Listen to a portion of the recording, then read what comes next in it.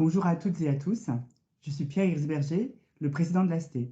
L'ASTE, c'est l'association des professionnels de l'eau et des déchets qui réunit plus de 4000 adhérents issus du monde public et privé de l'eau et des déchets, mais également de la recherche. On est réunis ici aujourd'hui en webinaire pour échanger sur les textes que vous avez reçus comme cadeau de Noël, qui sont issus de la transposition de la directive européenne sur l'eau potable. Un des objectifs de l'AST, c'est d'accompagner ses adhérents sur le décryptage de la réglementation afin de toujours améliorer la performance du service public de l'eau et des déchets que nous sommes tous amenés à rendre à nos concitoyens. Alors, ce webinaire fait suite à deux précédents webinaires qui ont eu lieu en février 2021 et février 2022. Vous pouvez les retrouver d'ailleurs sur la chaîne YouTube de l'association. Ce présent webinaire sera également enregistré. Et je vous invite d'ores et déjà à poursuivre les débats lors de notre congrès qui a lieu en juin à Nice, où cette thématique sera évidemment abordée lors des échanges et des débats. Je vais laisser d'ores et déjà la parole à Frédéric Blanchet, qui est le président de la commission potable de l'AST, qui a organisé ce webinaire avec ses collègues de la commission. Bon webinaire à toutes et à tous. Alors du coup, on va avoir une présentation. Alors si je ne me trompe pas, elle est à 2 voix ou à 1 voix, Corinne, la présentation? Elle est à 2 voix. Elle est à 2 voix, donc ça sera toi, donc Corinne Fellier, donc qui te présentera, mais qui est chef du bureau de la qualité des eaux à la Direction générale de la santé. Et donc Nathalie Franck, également à la Direction générale de la santé au bureau de la qualité des eaux. Qui vont nous présenter dans cette première partie la transposition de la directive, en particulier sur un certain nombre de dispositions relatives aux exigences de qualité et suivi de la qualité de l'eau et des plans de gestion de la sécurité sanitaire des eaux. Donc, en termes d'organisation, il y aura une partie présentation à peu près pendant 35 minutes et après on aura un jeu de questions-réponses pendant 15 minutes. Donc, ce que je vous propose, c'est que vous puissiez mettre dans le chat vos questions.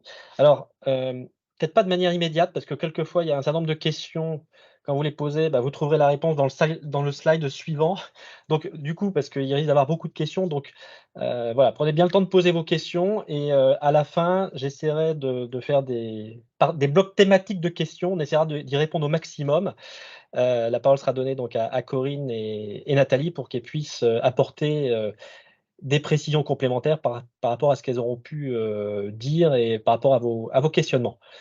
Je te cède la parole, Corinne, donc avec Nathalie pour 35 minutes de Oui, présentation. oui, merci beaucoup. Et donc, 1, est-ce que vous m'entendez bien? Et 2, est-ce que vous voyez la présentation? Oui. Tout est parfait. En plein écran, tout comme il faut? Oui. Eh bien, c'est parti. Donc, juste quelques rappels très, très rapides, hein, pour vous redonner en fait le cadre, le périmètre de ce qui nous a occupés et de ce qui va nous occuper dans les prochains mois et prochaines années en termes de mise en œuvre. Donc voilà, vraiment très très rapidement, cette directive de 2020 a remplacé la directive de 98. Elle a été publiée le 23 décembre 2020 et vous noterez que jour pour jour, 2 ans après, nous avons réussi à publier l'ordonnance finalement qui nous a permis de transposer au moins les éléments législatifs de ce texte européen. Donc voilà, c'est quelques rappels donc que vous aurez et dans le replay et en fait dans la présentation lorsqu'elle sera diffusée. Donc, je ne reviens pas sur les différents actes de cette directive. Je pense que la majorité d'entre vous ont suivi les travaux et ont déjà entendu X présentations où on évoquait les axes de, de cette nouvelle directive européenne. Simplement pour dire que autant la première était centrée sur la question du résultat et de la qualité de l'eau distribuée, autant cette directive en fait concernait un champ beaucoup plus large, a nécessité finalement des travaux interministériels, des travaux avec de nombreux partenaires, de nombreuses étapes de concertation, puisque finalement on était sur un périmètre bien plus large que les textes précédents. Tout ça donc qui est venu se coller sur un outillage réglementaire français déjà conséquent dans le domaine de l'eau. Donc, finalement, quel a été le champ d'application de cette directive et puis de la façon dont ça se transpose, dont ça s'est transposé dans notre cadre réglementaire français.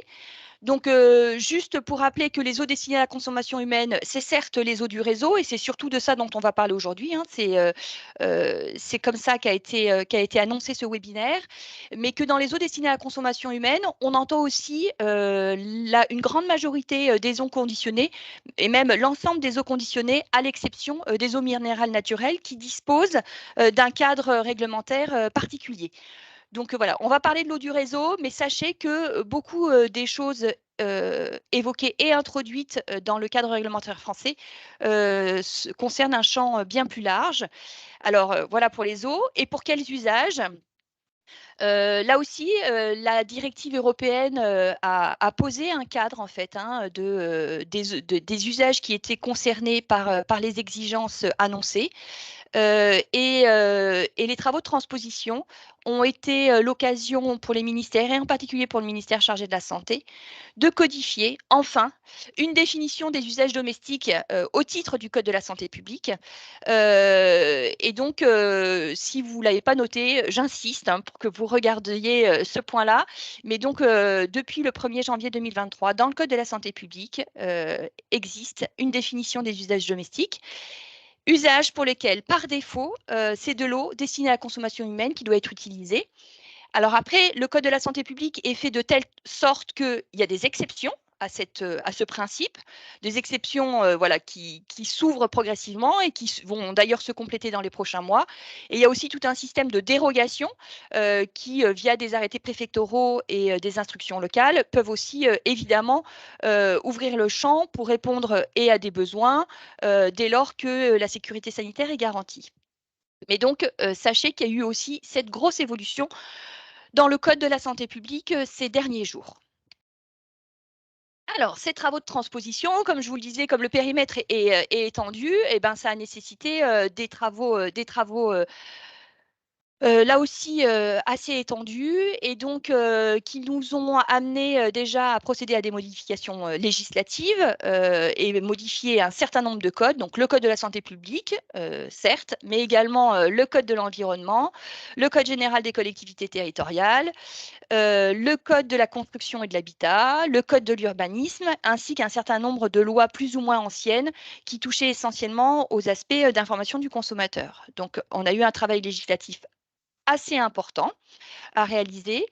On a ensuite, même en parallèle, dû procéder à l'écriture de 2 décrets en Conseil d'État. L'un qui, là aussi, a modifié ces mêmes codes et un autre spécifique sur la question de l'accès à l'eau pour tous.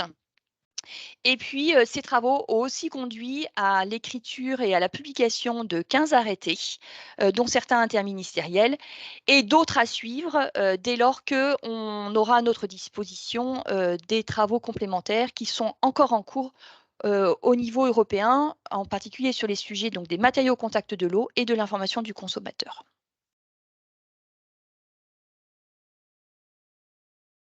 Voilà, juste rapidement, le listing des textes et donc, comme je vous disais, qu'on touchait à différents sujets qui ont été travaillés avec les acteurs, avec les instances, de façon thématique.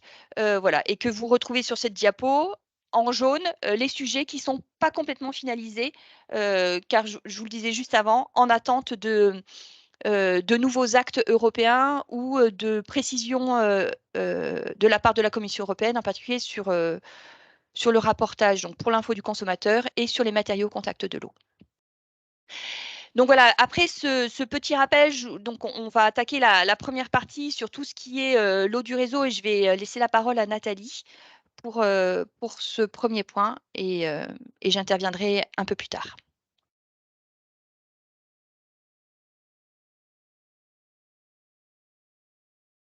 Oui, merci Corinne et bonjour à tous. Donc effectivement, nous avons commencé donc la première partie sur l'eau du réseau. Donc ça, c'est une diapositive un petit peu résumée, mais je vous propose qu'on passe aux suivantes. Vous les aurez sur le diaporama. On va commencer par parler des exigences de qualité et des mesures correctives. Du coup, Corinne, si tu peux switcher, voilà, switcher la diapo. Donc, sur chaque thème, vous retrouverez en fait les références réglementaires, tant dans la directive que dans la réglementation nationale.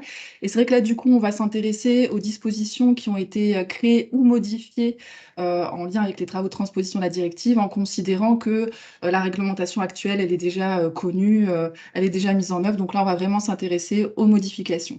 Donc, pour les exigences de qualité, vous avez ici les références.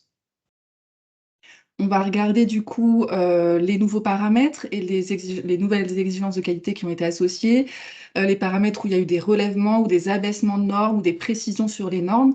Et donc sur la diapo suivante, vous avez un tableau qui permet de visualiser en fait ces modifications. Donc pour les nouveaux paramètres, en lien avec du coup la directive, ont été intégrés plusieurs nouveaux paramètres. Donc pour mieux prendre en compte les sous-produits de la désinfection, donc avec l'ajout des paramètres chlorate, chlorite et acide haloacétique, la somme de 5. Et également 3 autres paramètres, donc uranium chimique, microcystine et bisphénol A, plus les composés perfluorés. Donc dans l'objectif en fait d'une meilleure sécurité pour le consommateur. Donc vous noterez que pour ces nouveaux paramètres, donc ce qui apparaît en vert en fait sur le tableau, c'est les petits écarts entre guillemets avec la directive. Donc pour le paramètre microcystine, nous avons conservé le paramètre microcystine total qui existait déjà dans la réglementation nationale et non le paramètre microcystine LR. Pour les composés perfluorés, la directive laissait la possibilité d'utiliser soit un paramètre qui comprend une somme de 20 composés perfluorés, soit le paramètre total, total de tous les composés perfluorés. Donc, dans l'attente d'une définition et d'une technique d'analyse de ce paramètre total composé perfluoré, nous avons conservé en fait uniquement le paramètre somme des 20 composés perfluorés dans la réglementation nationale. Au niveau du délai, la directive laissait la possibilité d'attendre jusqu'à janvier 2026 pour faire entrer en vigueur ces limites de qualité. Nous avons souhaité anticiper cette date, notamment pour permettre de gérer les situations où il y a déjà en fait présence d'une contamination.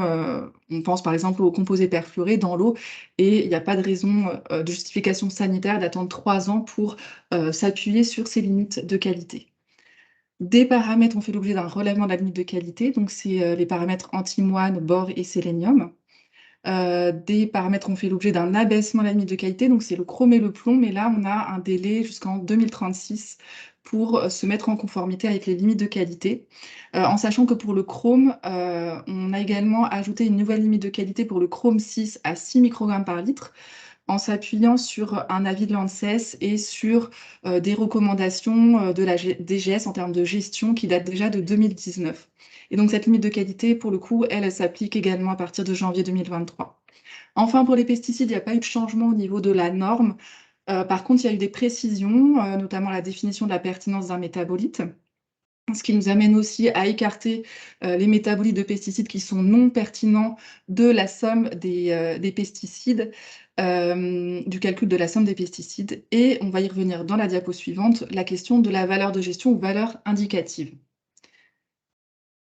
Donc au-delà en fait des exigences de qualité actuelles, antérieures, qui étaient les limites de qualité et les références de qualité, 2 nouvelles notions ont été introduites en lien avec la directive.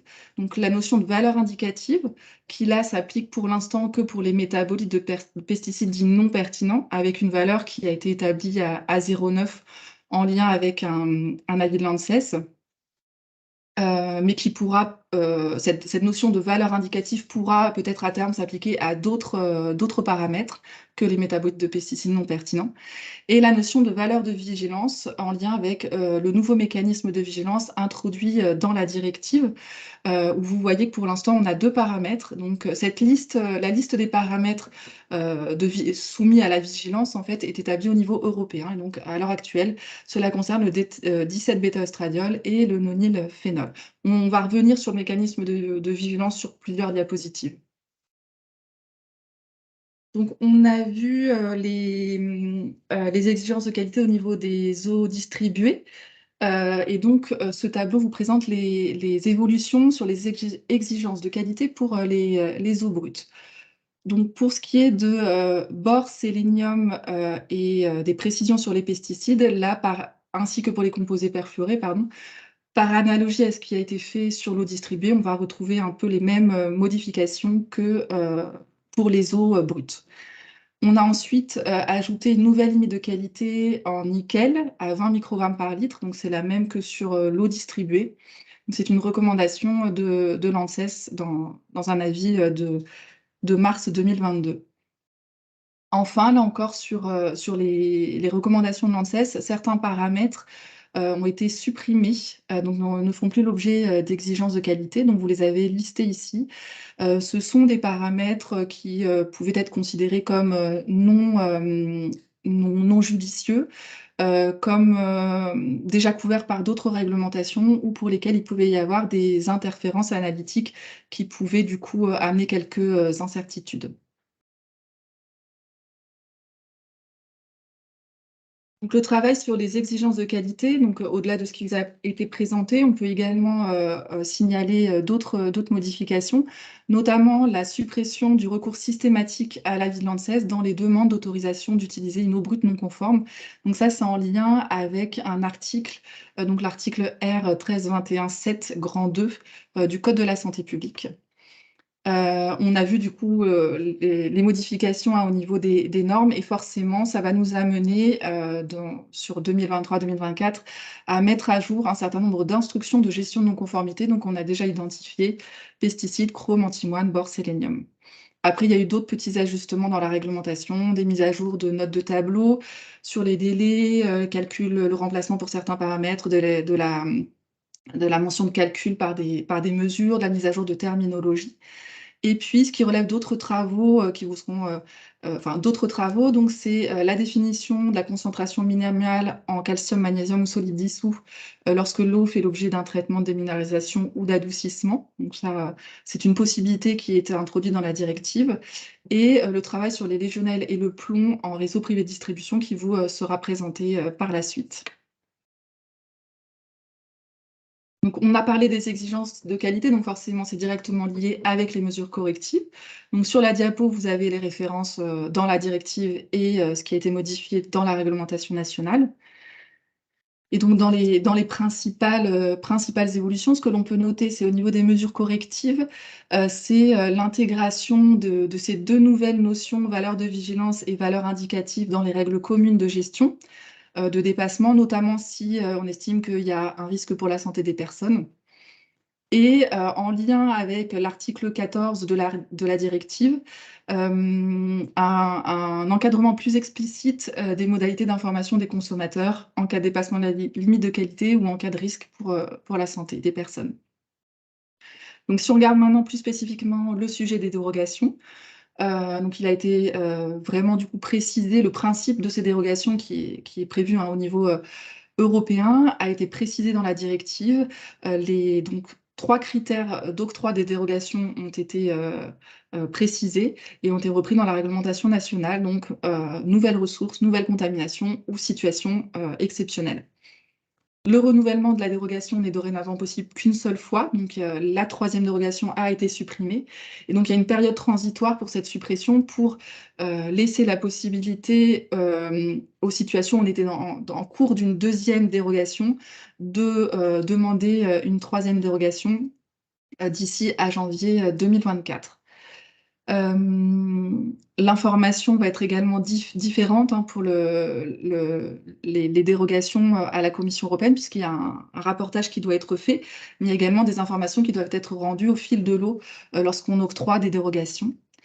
L'arrêté sur les dérogations, c'est un arrêté qui date de 2003, a fait l'objet du coup d'une mise à jour, donc au-delà des modifications dans le Code de la santé publique. Cet arrêté de 2003 a fait l'objet d'une modification. Tant sur la mise à jour des terminologies des acteurs, donc c'était plutôt de la forme, mais quand il s'agit en fait du plan d'action mis en œuvre dans le cadre de la dérogation, on a souhaité renforcer en fait le lien avec les mesures préventives et le lien avec le PGSSE. Et donc ce qui va venir également, c'est la mise à jour de l'instruction de 2013 relative aux dérogations.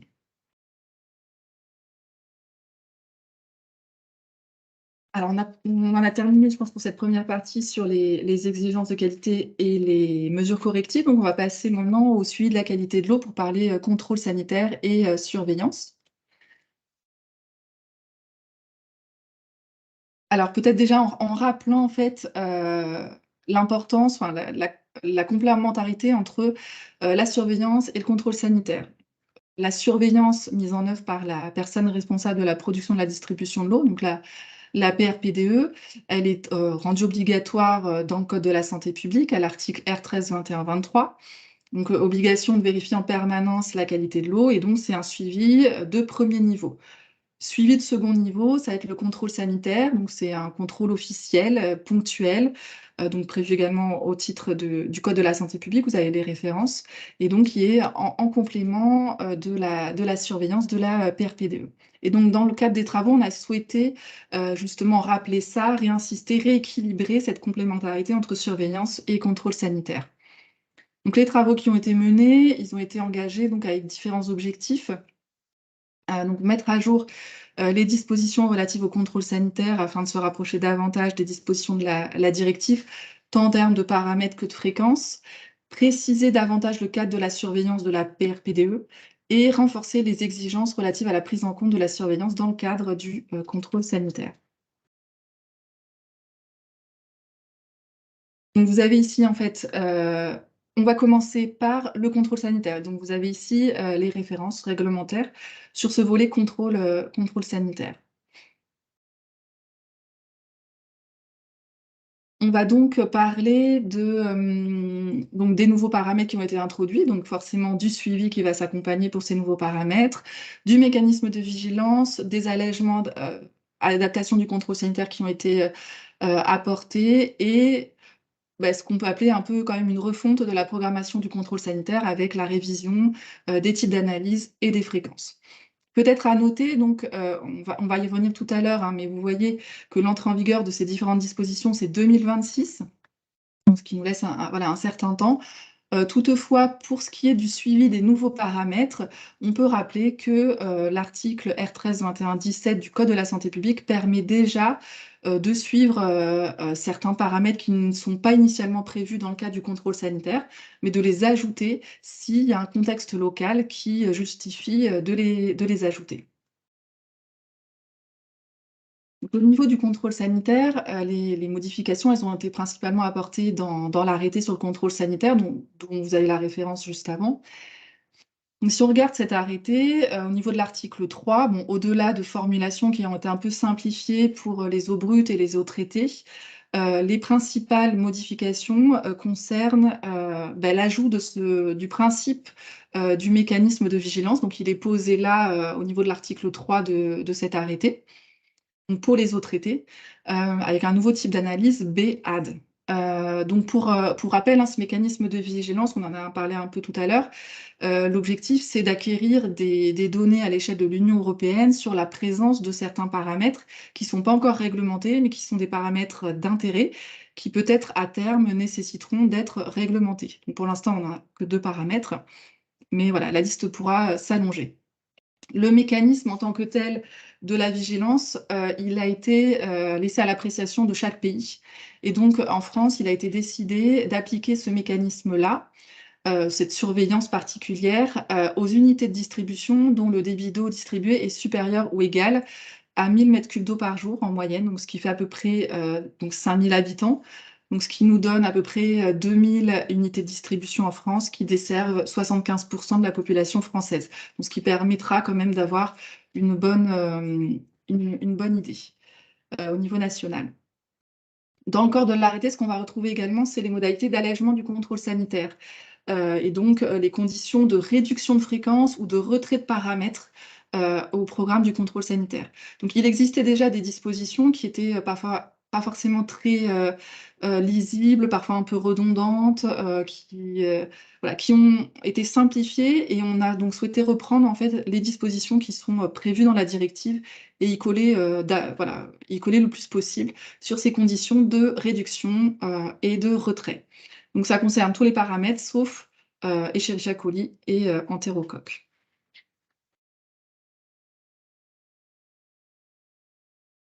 Donc maintenant, on va s'intéresser aux annexes de cet arrêté contrôle sanitaire qui sont un petit peu plus techniques du coup. Donc l'annexe 1, elle concerne les types d'analyse. Donc pour évoquer que au niveau de la ressource, on a toujours les mêmes types d'analyse, RP, RS, RSAD. Par contre, au niveau de l'eau distribuée, on a créé 2 nouveaux types d'analyse, A et B, en remplacement des types d'analyse actuels P1D1, P2D2. Donc on peut considérer A égale P1 plus D1 et B égale P2 plus D2. A, c'est un peu l'analyse de routine et B, l'analyse complémentaire. Toutefois, le choix du point de prélèvement sur le réseau est toujours possible entre le point de mise en distribution et le robinet. Et donc là, c'est vraiment de la responsabilité de l'ARS selon le contexte local et selon aussi les pratiques habituelles, les pratiques voilà, déjà faites. À noter que l'ANSES a fait quelques recommandations pour certains paramètres et qui seront du coup apportés par voie d'instruction. Comme on a vu, il y a des nouvelles exigences de qualité, il y en a qui sont supprimées. Donc tout ça, ça nous a amené à ajouter ou supprimer du contrôle sanitaire certains paramètres. Et puis ce que j'évoquais, donc le nouveau type d'analyse BEAD pour le mécanisme de vigilance. Et donc le tableau qui suit, en fait, il résume un petit peu ces ajouts et ces suppressions pour maintenant les 6 types d'analyses qui existent pour le contrôle sanitaire. On va passer maintenant aux annexes, à l'annexe 2 sur les fréquences. Donc pour le contrôle sanitaire en eau brute, c'est juste pour vous indiquer qu'il n'y a pas de changement en fait sur les fréquences, donc c'est le maintien de ce qui se fait déjà. En revanche, donc pour les eaux distribuées, le contrôle sanitaire en eau distribuée, il y a eu des modifications. Et donc là, on raisonne en fait par rapport au débit d'eau distribuée et non plus par la population. Donc pour se rapprocher davantage en fait de ce qui est prévu par la directive qui raisonne en débit et qui a déjà défini certaines tranches de débit. Donc on a essayé de se rapprocher pour calquer au mieux sur ces fréquences de la directive. Ce qui nous a amené à rajouter en fait dans le Code de la santé publique une obligation pour la PRPDE de déclarer le volume d'eau distribué. Donc, ce qu'on peut noter, c'est que pour le type d'analyse A et B, il y a une différence en fonction du débit d'eau distribué. Si on a plus de 1000 m3 d'eau par jour, là, c'est en fait les fréquences qui sont prévues par la directive. Sinon, inférieure ou égale à 1000 m3 d'eau par jour, on a conservé quasiment les fréquences nationales. Pour le type d'analyse BEAD, donc c'est le mécanisme de vigilance. Je vous disais tout à l'heure que ça concernait que les unités de distribution qui distribuent plus de 1000 m3 d'eau par jour. Et donc là, vous avez fréquence de 2 à 4 voilà, par an. Donc ce texte, je vous l'ai indiqué aussi tout à l'heure, il n'entre en vigueur qu'en 2026. Donc ça nous laisse 3 ans et 3 ans pour se préparer à la mise en œuvre de ces nouvelles dispositions, puisque comme vous le voyez, ça amène quand même une programmation, une refonte de la programmation du contrôle sanitaire. Donc il faut quand même le préparer. Il y a aussi le besoin de monter en compétences pour le suivi des nouveaux paramètres, notamment les acides haloacétiques ou composés perfluorés. Nécessite également de mettre à jour les marchés publics entre les laboratoires agréés et les ARS, avec potentiellement la nécessité de prévoir dès maintenant des avenants à partir de 2026, et aussi la mise à disposition d'outils d'aide opérationnelle sous Aquasis pour faciliter en fait cette mise en œuvre, cette nouvelle programmation. Alors, comme on parlait contrôle sanitaire, forcément, il y a un impact pour les laboratoires du contrôle sanitaire. Donc là, je vais me faire la porte-parole de ma collègue Marjorie Brou, qui a travaillé spécifiquement sur ce sujet des laboratoires. Donc, vous avez ici les références réglementaires et notamment 2 arrêtés qui ont été modifiés. Et donc, ce que l'on peut noter dans les principales modifications, c'est tout d'abord sur la diapo suivante. Ce sont des précisions qui ont été apportées sur le dispositif d'agrément, donc notamment en lien avec le transfert de compétences effectif depuis mars 2021. Les nouveaux paramètres prévus par la directive ont également été rajoutés dans ces arrêtés, en fait, sur la liste E2, donc une liste pour l'analyse chimique complémentaire. Les exigences de performance ont été également mises à jour, donc en lien avec la directive eau potable, mais également avec l'état de l'art des laboratoires. Et on peut également noter en fait la publication au JO d'un avis qui a permis de mettre à jour l'intitulé et le millésime des normes. sur toutes ces questions. On va passer maintenant à la surveillance. Donc, sur la surveillance, là encore, vous avez les références ici, sur cette diapo. Et donc, surtout pour vous signaler la publication d'un nouvel arrêté qui est dédié en fait à la surveillance et qui a été pris en lien avec l'article R13, 21, 23 et 24 du Code de la santé publique. Dans cet arrêté sur la surveillance, dédié à la surveillance de la PRPDE, on y rappelle l'obligation qu'a la PRPDE de faire cette surveillance, la complémentarité avec le contrôle sanitaire, le lien très fort avec le PGSSE, notamment l'étude de danger. La surveillance un peu type exploratoire, avec un lien fait avec la liste des vigilances pour essayer d'anticiper le plus en amont possible sur des contaminations et le besoin évidemment d'une mise à jour régulière. Dans l'arrêté, on y parle également compétences des laboratoires pour la surveillance. Lorsqu'il s'agit d'une surveillance, on va dire simple, on y évoque en fait les garanties apportées par le système de management de la qualité mis en place par la PRPDE. En revanche, lorsque les résultats de la surveillance sont amenés à être pris en compte dans le cadre du contrôle sanitaire, là, on demande l'accréditation et que les méthodes d'analyse soient équivalentes, en fait, respectent l'arrêté du 19 octobre 2017 pour qu'il y ait en fait une équivalence en termes de rendu de résultats entre les laboratoires du contrôle sanitaire et les laboratoires de la surveillance. On évoque également la surveillance à l'aide de capteurs en continu, en renvoyant sur le plan un peu technique aux préconisations du système management de qualité, des préconisations du fournisseur pour la maintenance et le suivi de ces capteurs. La surveillance, elle est de la responsabilité de la PRPDE, donc c'est à elle de définir les paramètres pertinents pour sa surveillance. Toutefois, on a souhaité donner des orientations pour la surveillance pour quelques paramètres, donc notamment turbidité, coliphage, donc ça c'est directement en lien avec la directive eau potable. On a également rajouté quelques préconisations pour le chlore et l'équilibre calcocarbonique. Et de manière un peu générale, pour tout paramètre caractéristique d'une dégradation, soit de la ressource, soit du réseau, donc en citant le cas du CVM par exemple, mais voilà, pas que ce paramètre-là, mais voilà, pour signaler voilà, tout paramètre un peu caractéristique. Au niveau de la mise à disposition et de l'information, donc le plan de surveillance, il doit être transmis annuellement à l'ARS, mis à disposition sur demande du préfet.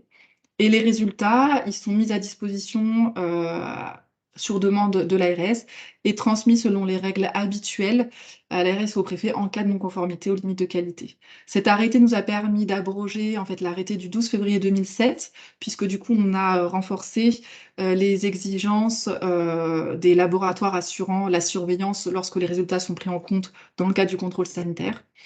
Et en termes d'entrée en vigueur, on s'est mis sur une entrée en vigueur au 1er janvier 2023. Compte tenu des nouveautés, on comprend bien une entrée en vigueur de manière progressive à compter du 1er janvier 2023.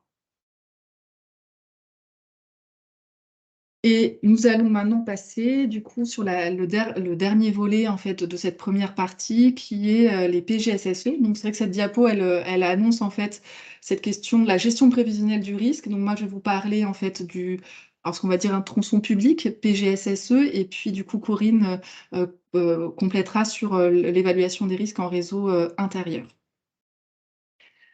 Donc, sur les PGSSE, donc plan de gestion de la sécurité sanitaire de l'eau, au niveau du périmètre, là, on va s'intéresser donc de la zone de captage jusqu'en amont des installations privées de distribution. Et peut-être juste pour vous signaler que contrairement aux autres dispositions que je vous ai présentées, là, ces travaux-là, en fait, ont fait l'objet d'un travail interministériel. Et donc, ce que je vais vous présenter, c'est ce qui a été produit avec les ministères de l'écologie, de l'agriculture et ministère de l'Intérieur. Donc, vous avez les références réglementaires. Et du coup, par rapport à ce que je vous disais, le côté interministériel et le changement de certains codes, pas que le code de la santé publique, mais également code général des collectivités territoriales et code de l'environnement. Donc, on va regarder pour l'obligation en fait de faire un PGSSE. Donc c'est une nouveauté de la directive eau potable. Et donc l'obligation de faire un PGSSE, elle a été introduite dans le code de la santé publique à 2 endroits. Donc, vous avez l'introduction dans l'article L1321-4 du Code de la santé publique. C'est là où on retrouve toutes les obligations de la PRPDE en matière de sécurité sanitaire de l'eau. Et donc, du coup, on a rajouté ici l'obligation de faire un PGSSE. Et également, on a créé un nouvel article donc dans les dispositions réglementaires R13-21-22-1 qui traite spécifiquement du coup du PGSSE. Donc en rappelant cette obligation qu'a la PRPDE de réaliser, de mettre en œuvre, d'évaluer, de mettre à jour un PGSSE. On y évoque le partage des responsabilités entre les services impliqués selon le champ de compétences. Donc, chaque PRPDE est responsable de la partie dont elle a la compétence. Donc, concrètement, ça veut dire que pour couvrir l'ensemble d'une chaîne de production et distribution d'eau, on peut potentiellement avoir plusieurs PGSSE pour arriver à couvrir l'ensemble. En termes de périmètre sur la zone de captage, on y évoque donc cette délimitation qui peut être donc soit l'aire d'alimentation du captage, le périmètre de protection éloigné, le périmètre de protection rapproché ou le territoire de la commune, selon les cas. On renvoie sur un arrêté qu'on va regarder juste après. Il y a également l'inscription ici des obligations de transmettre un certain nombre de données qui sont demandées par la Commission européenne dans la directive. Et on y retrouve également l'exemption générale qui est prévue dans la directive pour les fournisseurs d'eau qui fournissent du coup moins de 10 mètres cubes d'eau par jour ou qui desservent moins de 50 habitants. Donc l'arrêté PGSSE, donc il y a aussi un nouvel arrêté. On va y retrouver dedans des éléments de définition. Des éléments un peu de description et d'objectifs du PGSSE. Et puis ensuite, on va parler évaluation des risques et mesures de gestion des risques. Tout au long de cet arrêté, on a essayé de bien rappeler en fait la responsabilité qu'a la PRPDE pour la partie dont elle a la compétence et uniquement pour cette partie-là. Donc, dans la partie évaluation des risques, on renvoie sur 2 annexes.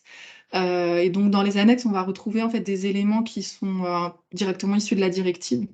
Et pour faire l'évaluation des risques, il faut tenir compte en particulier de certains paramètres d'intérêt à sélectionner parmi une liste. Et là encore, c'est une liste qu'on retrouve dans la directive. Au niveau des mesures de gestion, donc l'objectif, c'est d'éviter ou de réduire à un niveau acceptable le risque tout en tenant compte de la faisabilité et du coût de ces mesures. Donc, toute PRPDE en lien avec sa mission précise les responsabilités de chaque acteur dans la mise en œuvre de ces solutions.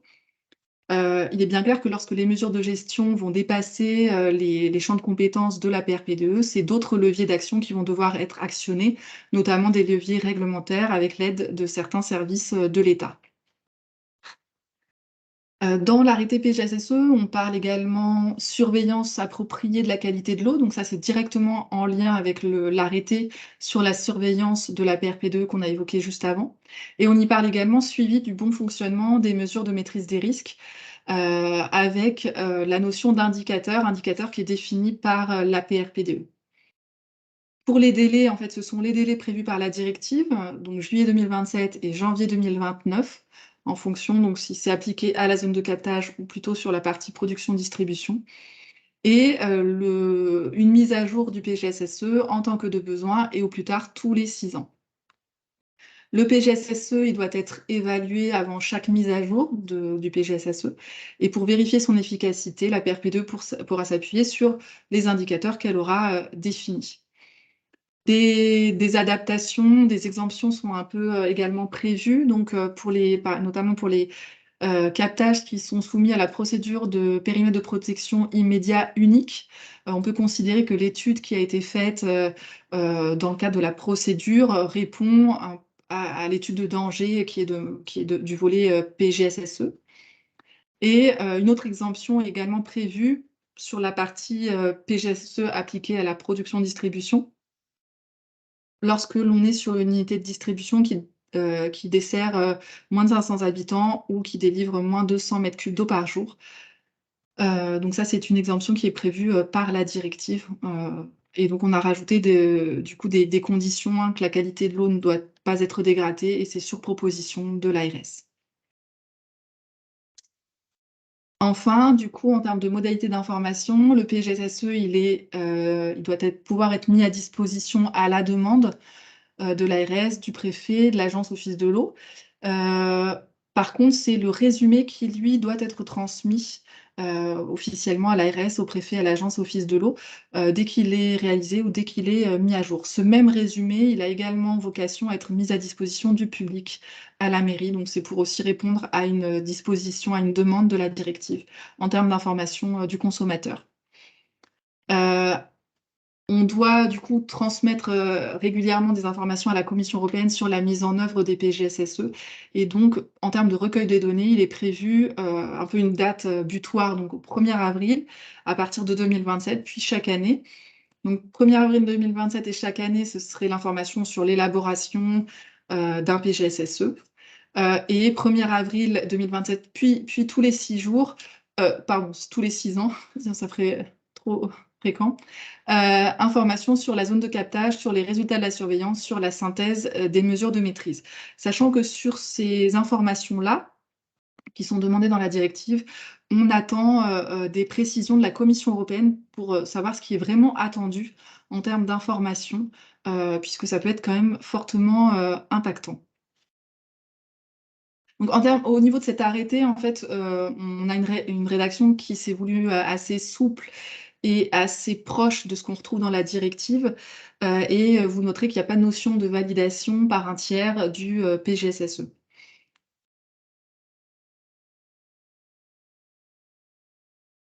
Donc, on a évoqué le PGSSE un peu dans sa globalité, hein, sur tout l'ensemble du périmètre. Et donc là, on a 2-3 diapos sur le PGSSE appliqué à la zone de captage, puisque la transposition de la directive, ça a également été une opportunité de renforcer le cadre réglementaire existant pour les mesures de protection de la ressource et améliorer en fait l'articulation entre les différents outils, donc notamment en touchant au Code de l'environnement et au Code général des collectivités territoriales. Donc, les travaux interministériels nous ont menés en fait à ces propositions, à ces évolutions.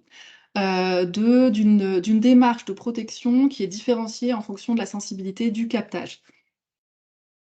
Donc, captage sensible qui est introduit à l'article L211-11-1 du Code de l'environnement et qui fait le lien avec un arrêté interministériel qui est à élaborer pour permettre de définir ce que l'on entend par captage sensible.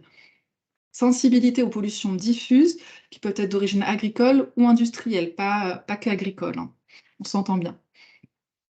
Donc, pour les captages qui sont considérés comme non sensibles, une fois qu'ils seront définis, que cette définition de sensibilité sera posée, pour ces captages-là, on peut considérer que les dispositions existantes au titre du Code de la santé publique, donc à travers les périmètres de protection et les servitudes associées, sont suffisantes sur le volet protection de la ressource du PGSSE. Pour les captages qui sont en revanche sensibles, avec une qualité d'eau dégradée ou en cours de dégradation, là, il a été prévu de renforcer les actions de protection en rendant la compétence obligatoire pour la collectivité, donc de prendre en compétence la compétence protection de la ressource. Donc, celle-ci doit de fait ensuite élaborer un plan d'action sur les pollutions de toute nature. Et ce plan d'action pourra être complété, pourra être modifié et voilà, complété si besoin et être rendu obligatoire si c'est nécessaire par le préfet via le dispositif ZSCE, donc des zones soumises à contraintes environnementales. Donc ça, ce qui est prévu dans l'article L211-3 du Code de l'environnement et les 3 articles qui sont cités en dessous du Code général des collectivités territoriales.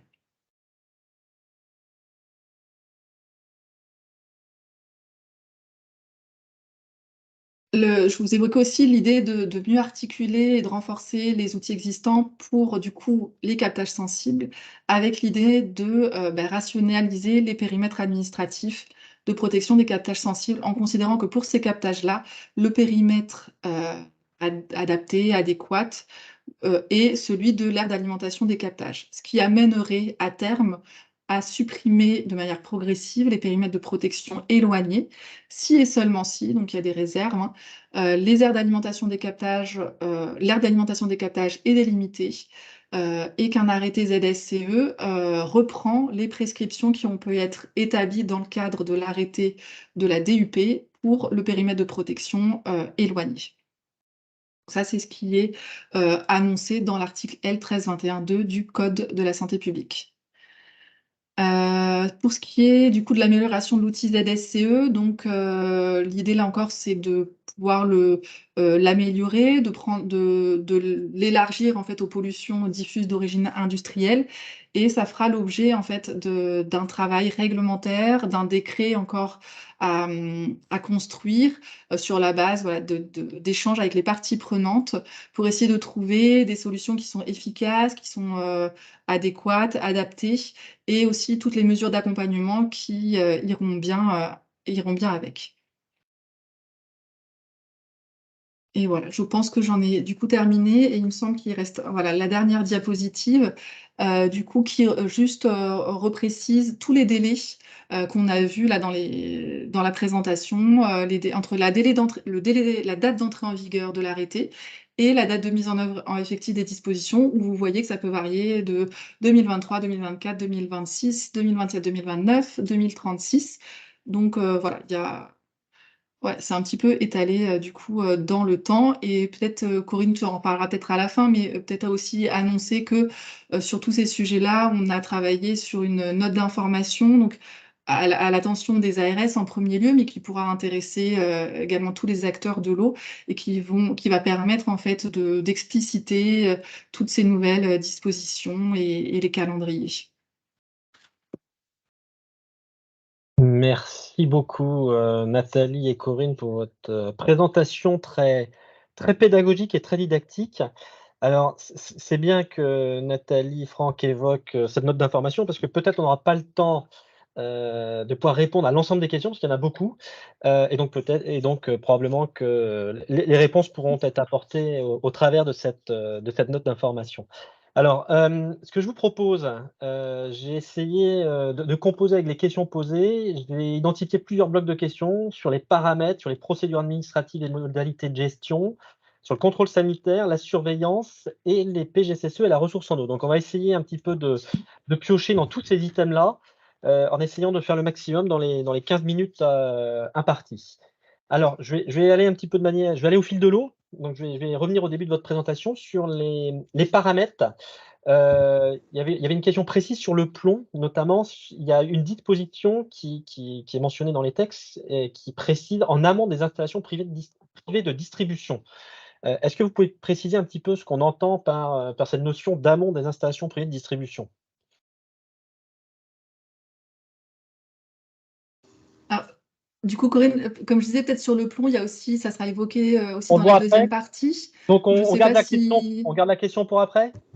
Bah, en fait, la question de la frontière, elle concerne maintenant et après, en fait. Donc, la frontière, c'est bien au moment où on passe sur des installations privées. Et donc, le compteur. Le compteur, voilà. OK. Et ça reste le compteur. Bah, ça répond à la question. Une question également sur le paramètre nickel. La limite de qualité s'applique-t-elle que le nickel soit naturel ou d'origine anthropique? En l'absence de précision dans le En texte, l'absence de précision, c'est quelle que soit l'origine. et quelle que soit l'origine. Alors il y avait une question, alors je ne sais pas si elle est très intéressante, mais qui nécessiterait un peu de développement. Je la pose, on verra si vous pensez pouvoir répondre rapidement. Pour les paramètres pour lesquels des précisions sont apportées, notamment en fonction du contexte géologique ou de l'absence ou la présence d'un traitement, la question est la suivante, c'est pourquoi finalement, alors que normalement les limites de qualité sont basées sur des notions sanitaires, pourquoi ces précisions sur le traitement et le contexte géologique sont-elles apportées?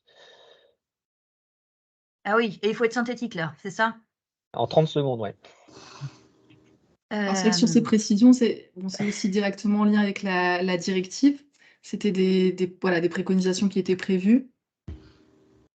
Après, il faut savoir que tous les paramètres qui sont suivis dans le cadre du contrôle sanitaire, c'est des indicateurs. Il y en a en fait qui sont basés certes sur des enjeux sanitaires, il y en a aussi qui sont des indicateurs de certaines choses, qui peuvent être des indicateurs de fonctionnement des installations, qui peuvent être des indicateurs de vulnérabilité des ressources. Enfin, en fait, il n'y a pas que le risque sanitaire qui fait qu'un paramètre est suivi ou pas.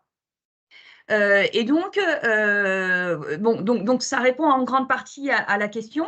Et donc, ça peut aussi amener certaines valeurs à évoluer si finalement on s'intéresse à l'installation, à l'implantation d'un traitement qui est susceptible de faire évoluer un de ces paramètres. Donc, en fait, il faudrait le prendre sujet par sujet, mais voilà, pour essayer d'être synthétique, c'est un peu ça l'idée, c'est qu'il n'y a pas que l'enjeu et le risque sanitaire qui a choisi, enfin, qui a permis d'établir ces listes de paramètres. Enfin, je vais prendre l'exemple des pesticides. On sait tous que cette valeur de 0,1, je crois qu'on l'a tous dit, et en fait, elle n'a pas de signification sanitaire, en fait. C'est bien parce que à l'origine, dans les années 70, c'était des substances dites indésirables qu'on ne souhaitait pas retrouver dans les eaux, qu'on a fixé la valeur au niveau des limites de détection des laboratoires. Et donc, il n'y avait pas de sens sanitaire. Et donc, voilà. Là, je sens que si tu me coupes, c'est parce que tu ne me trouves pas très synthétique. Eh ben, tout à fait. C'est que la question, voilà, la réponse était apportée à la question. Voilà. Mais en fait, l'idée, c'est ça. Excusez-moi donc.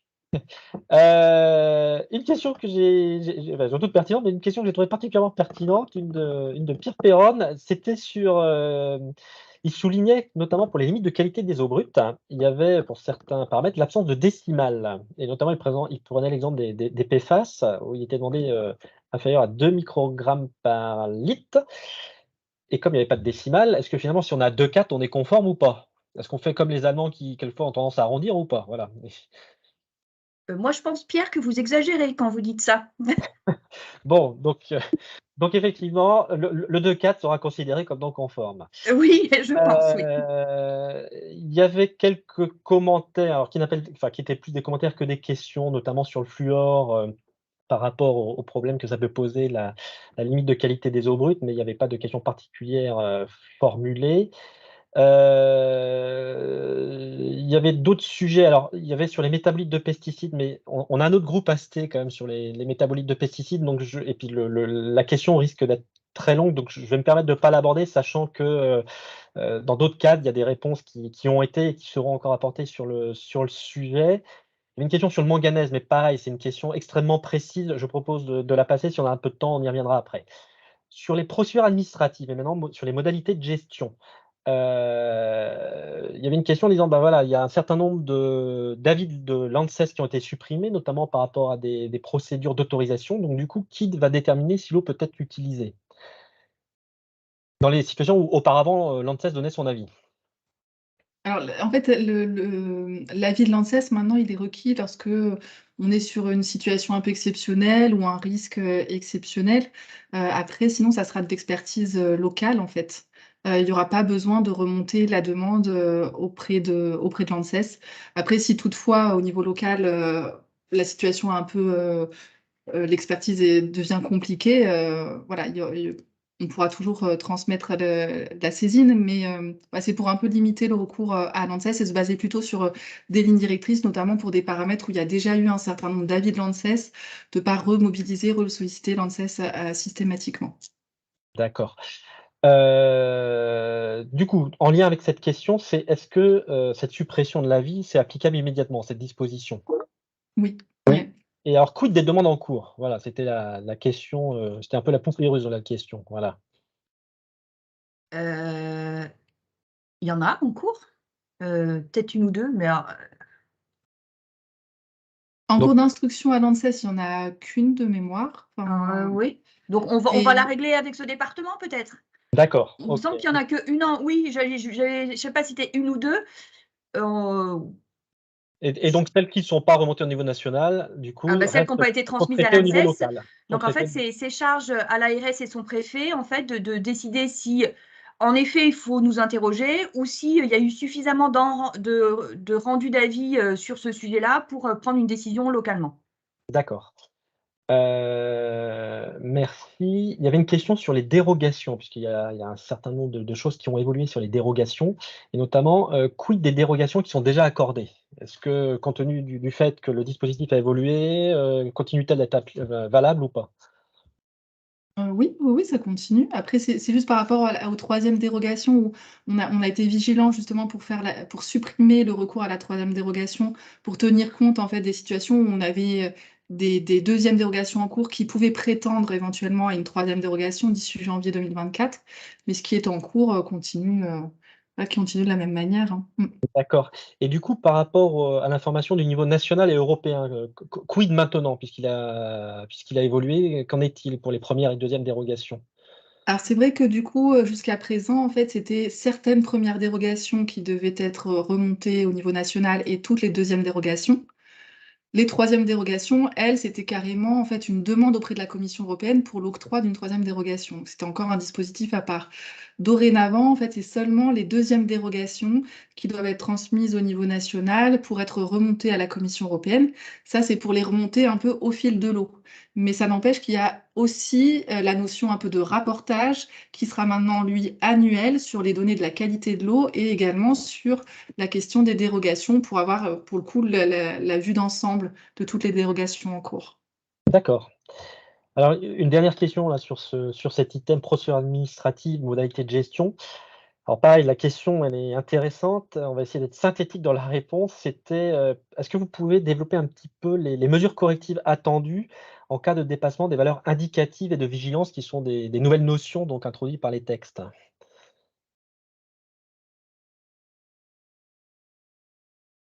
Alors du coup, sur valeurs indicatives et valeurs de vigilance, donc on a raccroché un petit peu aux règles communes, mais c'est vrai que du coup, ça va vraiment dépendre de la situation, du paramètre, de la concentration, du délai de dépassement, en fait.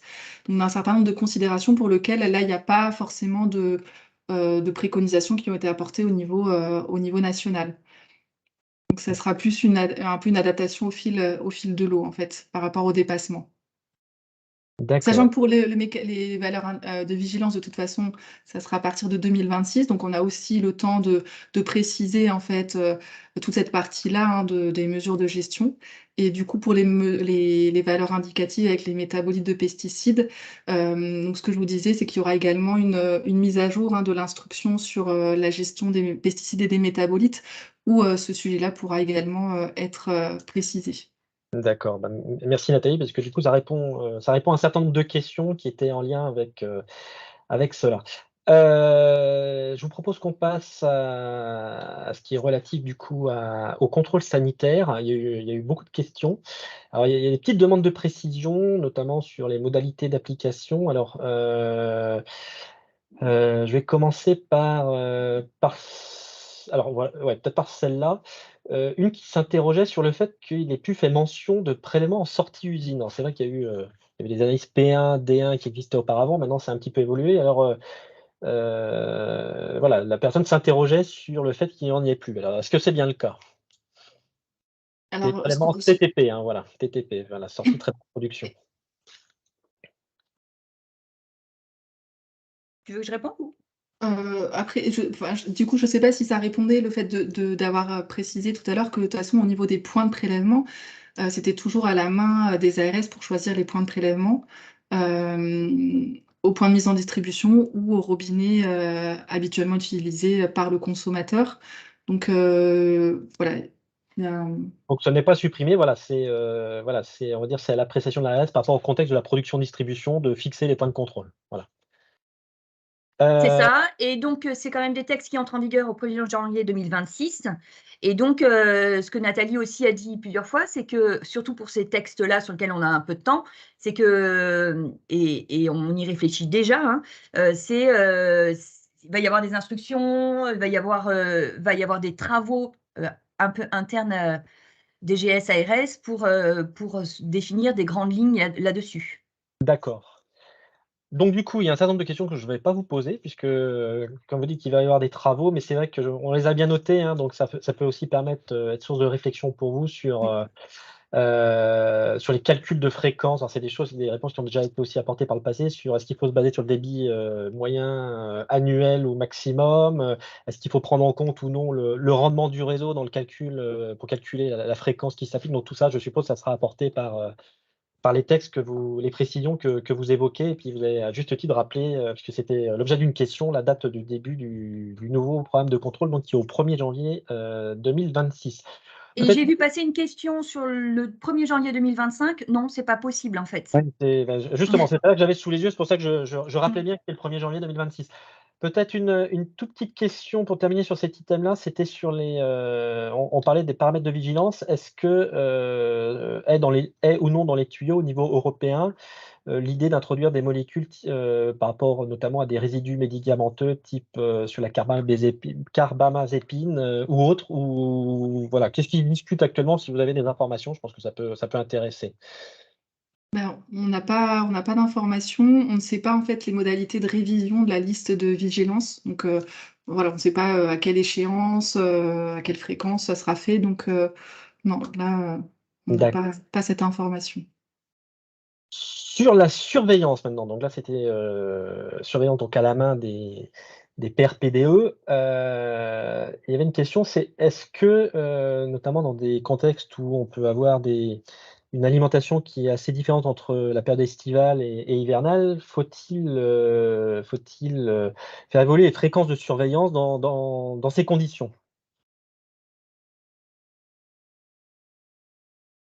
Alors, en fait, je trouve que là, enfin, je sais pas, c'est un peu aussi en lien avec, la question sur le contrôle sanitaire et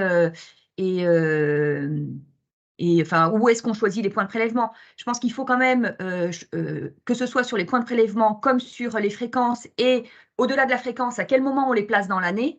Enfin donc, enfin je sais pas comment dire, le cadençage en fait annuel.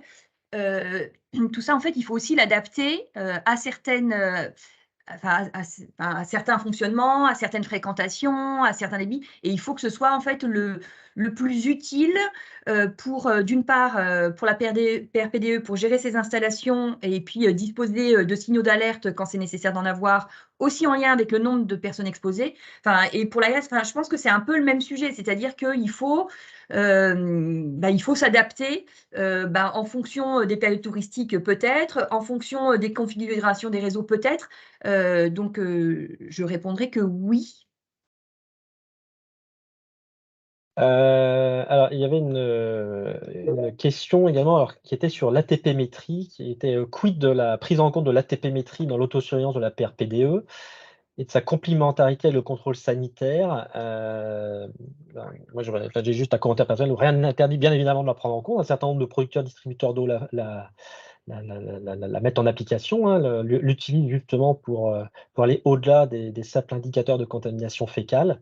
Donc, enfin, voilà, je ne sais pas si vous avez des choses particulières à ajouter ou pas par rapport à ça. Non, bah, je pense que la rédaction de l'arrêté sur la surveillance laisse la possibilité d'avoir recours à la TP-métrie. Donc, Tout à fait. D'accord. Je vois l'heure, on dépasse un petit peu, mais je vous propose de poursuivre pour terminer les 2 autres items.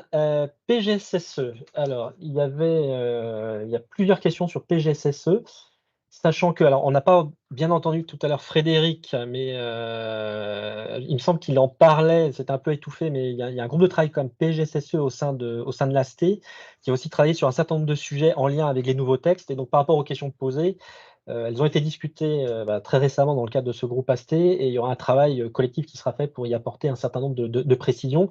Je pense notamment à une question que j'ai vu passer sur la forme du résumé à transmettre, la forme du résumé PGSSE à transmettre à l'ARS préfet. Donc ça fait partie des sujets qu'on a identifiés dans le cadre de ce groupe de travail sur lequel il y aura un travail collectif justement pour essayer de voir quel pourrait être le format de ce résumé. Question, l'exemption là sur les 50 habitants qui concerne les PRPDE délivrant moins de 50 habitants. Est-ce qu'il faut le comprendre au niveau de la PRPDE ou de l'UDI? Alors c'est vrai que la question est un peu subtile, mais elle a son importance parce qu'une PRPDE peut alimenter plusieurs UDI de moins de 50 habitants et au total elle alimente, plus que 50 habitants. Alors du coup, doit-elle faire des PGSSE ou pas? alors moi, je l'entendrais plutôt comme l'unité de gestion, donc l'UGE. D'accord. Donc on est, donc c'est dès qu'une PRPDE alimente plus de 50 habitants, qu'elle ait ou non plusieurs UDI, ça s'applique. Il est fait mention dans cet arrêté d'Aquasys. Si vous pouvez dire en 2 mots ce que c'est qu'Aquasys? Oui, pardon. Alors, en effet, il n'y a pas que des ARS qui sont connectés.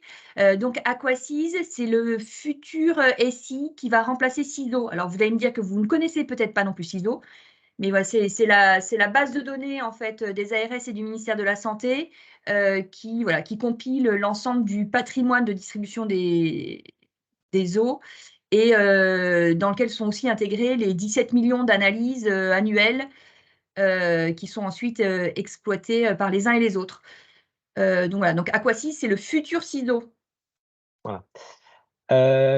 Toujours sur PGSSE, une autre question intéressante par rapport à l'ISO 22000. ISO 22000, est-ce que ça sera considéré comme équivalent? Donc du coup, si on a l'ISO 22000, on peut s'affranchir du PGSSE. Enfin, je résume. Point d'interrogation.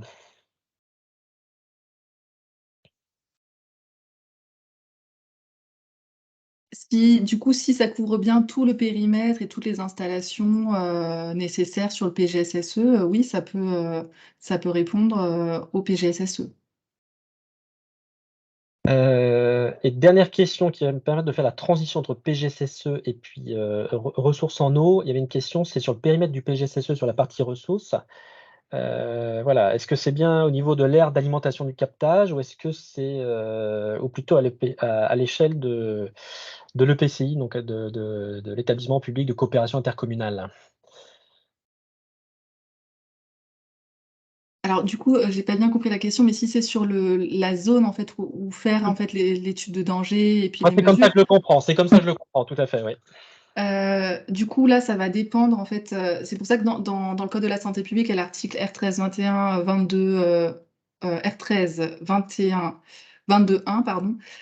Donc, on a introduit, en fait, justement, ces différents zonages possibles qui vont dépendre, en fait, de la définition d'une aire d'alimentation de captage, de différents périmètres de protection. Et ça va être aussi lié avec la notion de captage sensible qui est à définir. Donc, si le captage il est sensible, il aura du coup une aire d'alimentation de captage sur laquelle il faudra réaliser en fait le PGSSE.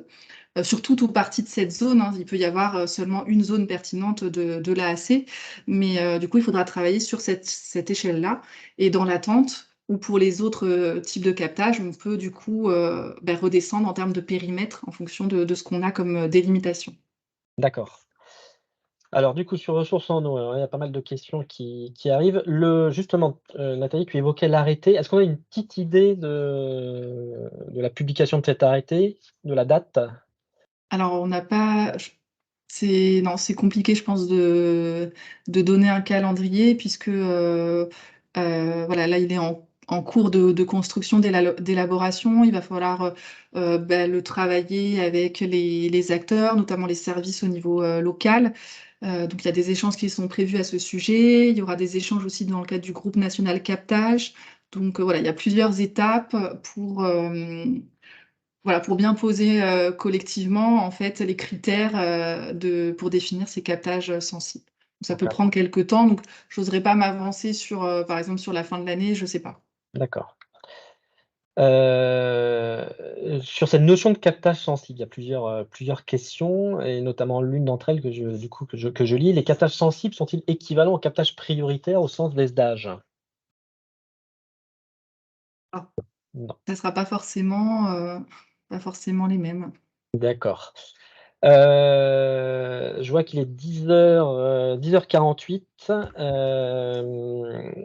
Moi, ce que je vous propose, c'est qu'on va alors je sais, hein, j'ai pas lu toutes les questions, mais une bonne partie. On va en rester là. Peut-être puisque vous avez évoqué tout à l'heure, Nathalie et Corinne, qu'il y aura cette note d'information qui apportera des précisions complémentaires sur l'interprétation d'un certain nombre de dispositions et les modalités d'application. Est-ce qu'on a une idée de la date de diffusion de cette note d'information aux ARS? Oui, je pense qu'elle sera diffusée courant février. Courant février, d'accord. Bon, bah, très, très proche. Bah, écoutez, merci à vous et par rapport aux questions qui n'ont pas été posées, soit ils trouveront leurs réponses dans la note d'information, sinon, peut-être que post-réunion, un certain nombre de compléments pourront être apportés et donc ce que je vous propose, c'est qu'on puisse, aborder la deuxième partie de votre présentation donc qui est en lien avec matériaux, l'accès à l'eau, l'information et les réseaux intérieurs. Voilà, je le fais de tête, mais je ne me suis pas trompé. Merci Alban. Juste une petite virgule, vous m'entendez cette fois? Parfait, parfait, Frédéric. Oui. Je te cède la parole. Voilà. Juste, il y a effectivement un problème sur le chat et les questions et l'attribution des questions aux auteurs. Moi-même, j'ai été victime puisque j'ai vu que j'avais posé une question que je n'avais pas posée. Donc, c'est pas, c'est vrai. Donc, il y a un petit souci à ce niveau-là. Pas de panique. De toute façon, toutes les questions sont bonnes à prendre, hein, et méritent d'être posées dès lors elles renvoient à une interrogation. Et donc, voilà, c'est un souci qu'on a identifié, c'est pas très grave, et je repasse la parole à la DGS pour la fin de la présentation. Et ben donc, je reprends la parole pour la suite. Et donc, dans la continuité de ce qu'on vient de voir juste avant, et donc qui était la gestion, finalement, cette démarche de gestion prévisionnelle du risque qui a été introduite avec cette directive, et ben cette gestion prévisionnelle du risque, elle va jusqu'au robinet du consommateur. Et donc, elle va s'intéresser à l'évaluation des risques en réseau intérieur. Donc là, sur cette diapo, vous voyez, il y a une reprise en fait des articles de la directive qui concernent ce sujet, donc d'évaluation des risques en réseau intérieur, et qui introduit ces nouvelles obligations. Donc l'idée est bien d'aller dans une démarche de gestion préventive et d'amélioration continue dans un certain nombre d'établissements. Donc ça a généré des modifications, en particulier, et même uniquement d'ailleurs, du Code de la santé publique. Et ça a introduit des obligations en termes d'évaluation du risque qui passent donc par de l'analyse de risque et puis par la surveillance d'un certain nombre de paramètres, en particulier les légionnels et le plomb. Et donc, comme je vous le disais, dans des établissements cibles, et donc des ERP, pardon, cibles, car jugés sensibles. Donc, on va y retrouver les établissements sanitaires, les établissements socio-médico-sociaux, d'accueil et d'hébergement de jeunes enfants ou de personnes âgées, de personnes handicapées, d'étudiants, les foyers logements, les hébergements touristiques, les établissements pénitentiaires et certains locaux d'activités sportives.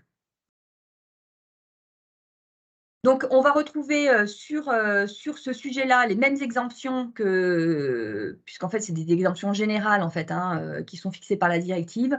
Donc, dès lors qu'on est sur des distributions de moins de 10 mètres cubes par jour ou qu'on alimente moins de 50 personnes, on est sur un système d'exemption. En termes de responsabilité, donc la responsabilité va porter sur le propriétaire du réseau intérieur de distribution, que ce soit pour l'eau chaude ou pour l'eau froide. Et on va être après sur un système d'analyse des risques assez classique qui passe par une évaluation de la situation dans lequel on va en particulier trouver une surveillance donc de certains paramètres que j'évoquais tout à l'heure, le constat de l'existant et des dysfonctionnements, et puis donc la mise en place, l'établissement et la mise en œuvre d'un certain nombre de solutions.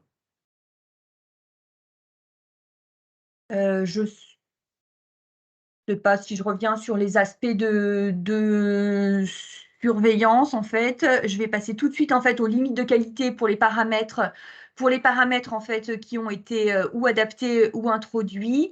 Et donc en particulier, il y a eu des modifications sur la surveillance en eau chaude sanitaire sur les Legionella, Pneumophila. Et puis, pour ce qui est maintenant du réseau d'eau froide, il y a un certain nombre de limites et de références de qualité qui ont été introduites pour surveiller donc, les Legionella tout court et le plomb, donc avec une limite de qualité fixée à 10 microgrammes par litre et qui évoluera comme pour le reste du réseau même si ce n'est pas encore écrit dans le texte aujourd'hui, vers 5 microgrammes par litre à l'horizon 2036. Donc, en termes d'évolution des textes, il y a eu l'introduction d'un nouveau texte pour ce qui était de l'évaluation des risques pour les réseaux d'eau froide, et puis l'adaptation du texte existant sur les eaux chaudes sanitaires et la surveillance des Legionella pneumophila sur les réseaux d'eau chaude sanitaire. Cet arrêté et cette modification sont entrés en vigueur au 1er janvier 2023. Tout en laissant en fait des délais de mise en œuvre. Pour l'eau chaude sanitaire, on est sur une entrée en vigueur. Pour ce qui est de l'évaluation des risques sur les réseaux, ça entre en vigueur avec un délai en fait de mise en œuvre au 1er janvier 2029 et une obligation de révision de la situation, donc de l'évaluation et des solutions mises en œuvre au minimum tous les 6 ans.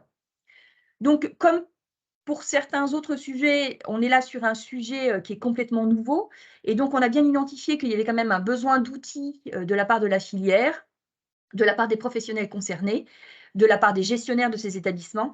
Et donc, déjà depuis plusieurs mois, il y a un groupe de travail qui a été mis en place au sein de l'AST, qui est copiloté donc par l'AST et une forte contribution du CSTB, et donc, il s'est déjà réuni à plusieurs reprises pour élaborer un guide en fait d'aide aux gestionnaires des établissements concernés pour réaliser cette évaluation des risques.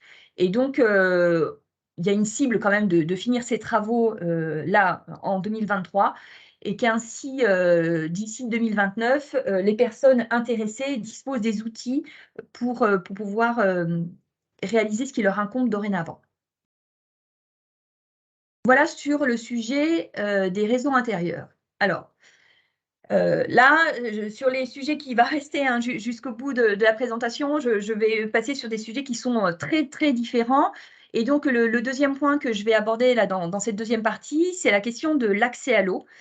Et donc, comme l'a amené cette directive 2020, la France a décidé de transposer de façon assez ambitieuse cette question de l'accès à l'eau potable pour tous, et donc a introduit dans le Code de la santé publique ce droit opposable à l'accès à l'eau pour tous, à l'eau potable pour tous, donc dans la réglementation française, et a modifié largement, en fait, en particulier le Code général des collectivités territoriales, pour donner les aspects opérationnels en fait permettant cette mise en place. Donc voilà, on est sur quelque chose d'assez majeur puisque donc on a dorénavant cette obligation en France de permettre, de faciliter, de promouvoir l'accès à l'eau potable pour tous. Donc, la directive, et en particulier son article 16, elle l'impose aux personnes dont ça relève maintenant de la compétence, en l'occurrence les collectivités, d'identifier les personnes qui ont un accès insuffisant ou inexistant à l'eau potable, d'évaluer les solutions qui pourraient être mises en place, de les mettre en place, ces solutions, et d'informer la population concernée donc des solutions à leur disposition pour accéder à de l'eau potable. Et donc, c'est ainsi que dans le Code de la santé publique, comme je vous disais, dans le Code général des collectivités territoriales et un petit peu dans le Code de l'environnement, il y a des modifications qui ont été introduites pour finalement donner le cadre aux collectivités locales pour répondre à ces nouvelles obligations. Donc, dans le cadre de ces travaux, et puis justement pour essayer de rendre opérationnelle cette mesure et ce nouveau grand principe, il y a eu tout un travail finalement de recensement des populations qui pouvaient être concernées par le non-accès ou le mauvais accès en fait à de l'eau potable.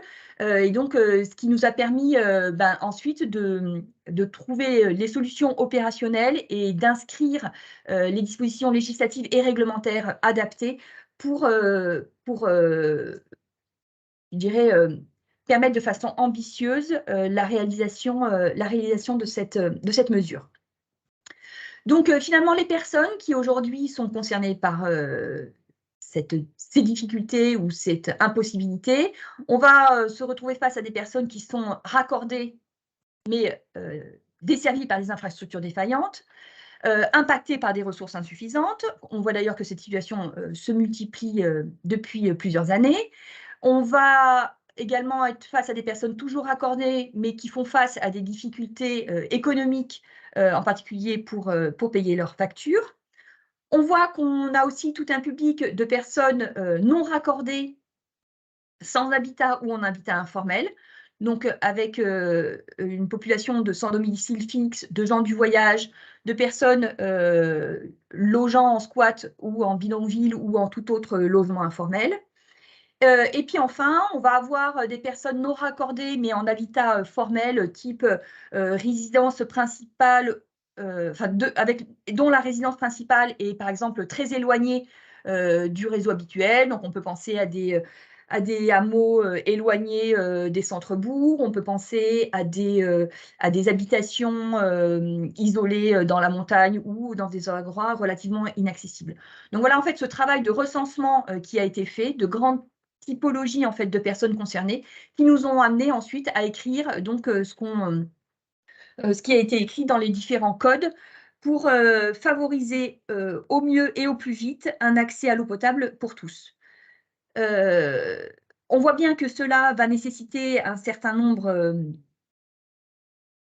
d'outils, d'intervention de la part des collectivités. Et donc, il y a un calendrier en fait, pour la mise en œuvre de ces mesures qui a été proposé pour que ça se fasse dans les meilleures conditions possibles. Donc, calendrier qui est présenté ici. Sachez que ces mesures, mais ça a déjà été largement dit, en fait, font l'objet d'une compensation financière par l'État, puisqu'il a été jugé qu'on était là face à une extension de compétences pour les collectivités et qu'on travaille déjà actuellement, en fait, à définir le montant de cette compensation financière. Et en fait, on travaille maintenant à la distribution de cette compensation financière en fonction d'un certain nombre de critères. Notre objectif étant d'inscrire ces éléments dans le projet de loi de finances de 2024 et entre guillemets, de distribuer ces sommes aux collectivités à la hauteur des besoins et de ce qui aura été décidé, donc dès 2024. Donc, ce sujet n'est pas complètement finalisé pour ce qui relève de la compensation financière. Et donc, c'est encore un chantier ouvert et copieux de notre côté pour, là aussi, pouvoir le rendre opérationnel et que tout ça se fasse dans les meilleures conditions possibles.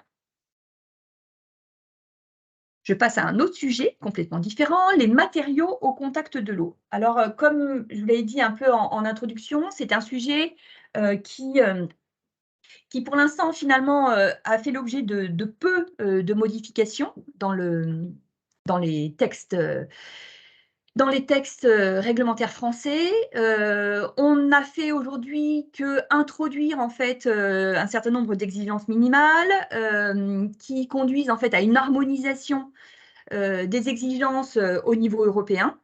En France, en fait, et ce depuis de nombreuses années, il existait déjà une réglementation sur ce sujet-là, puisque la France faisait partie au démarrage d'un petit groupe de 4 États membres qui s'était ensuite un petit peu agrandi et qui avait défini des lignes directrices communes et qui avait établi un cadre réglementaire qui, en France, donc, avait permis de mettre en place le système des fameuses ACS, des attestations de conformité sanitaire. Donc, finalement, dans ce qu'a repris la directive de façon initiale, pour la France, ça ne change pas grand-chose et donc il y a peu de modifications qui ont été apportées. Après, il faut savoir qu'il y a quand même un certain nombre de pays européens qui n'avaient rien du tout et que pour eux déjà, ce qui est introduit dans la directive est déjà important. Pour ce qui est de la suite et de ce qui est susceptible d'impacter la réglementation française, on est dans l'attente de nombreux actes délégués et actes d'exécution de la part de la Commission européenne qui vont venir et qui vont nous permettre en fait de compléter ce dispositif réglementaire. Donc sur cette diapo, voilà ce qui est déjà fait et donc comme je vous le disais, qui modifie en fait un peu, voire pas, le dispositif en place.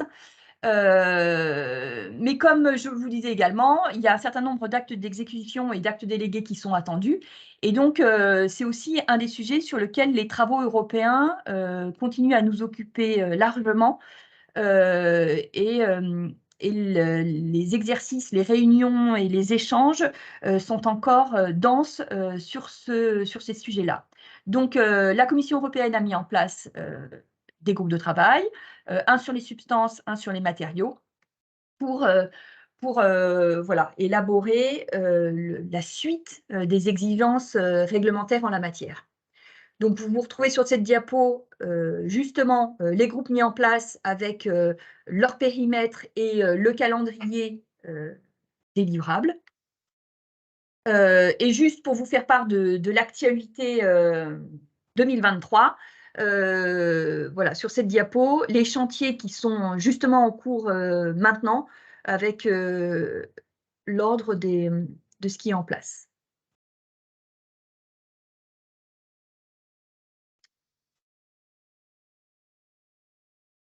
Je passe enfin au dernier sujet sur l'information du consommateur. C'était aussi un axe très important dans cette directive, l'objectif étant de donner confiance aux consommateurs dans l'eau du robinet, dans la qualité de l'eau du robinet, et donc de contribuer, de faciliter, de promouvoir sa consommation. Ça passe évidemment par une transparence, une grande transparence, et donc ça a nécessité un certain nombre de changements. Au niveau législatif comme réglementaire, dans ce qui a déjà été fait, il y a un certain nombre de lois qui ont été modifiées. Et donc, pour info, donc ce qui est déjà en place, dans ce qui est déjà passé dans les textes qui ont été publiés ces dernières semaines, par exemple, pour les copropriétés, y compris, enfin, également pour les propriétaires et leurs locataires, il y a maintenant une obligation de transmettre au consommateur final un certain nombre d'informations, dont l'infofacture. Je prends l'exemple des copropriétés où souvent on entend dire que y a un compteur commun, que c'est là qu'est l'information sur la qualité de l'eau et sur un certain nombre de choses, et que finalement les X appartements de la copropriété ou X maisons en fait n'ont pas cette information. Aujourd'hui, il y a une obligation que cette information elle aille jusqu'au consommateur final. Donc ça, c'est des choses qui sont déjà introduites et c'est valable dès 2023. Pour les gestionnaires de copropriété, pour les propriétaires vis-à-vis de leurs locataires, il y a une obligation de fournir un certain nombre d'informations sur la qualité de l'eau, sur la qualité du service, jusqu'au consommateur final. Il y a cependant un certain nombre de choses qui sont encore à faire sur ce sujet-là. Alors, il y a des éléments qui ne sont pas encore établis parce qu'on est dans l'attente de consignes de la part de la Commission européenne sur des éléments de rapportage. Et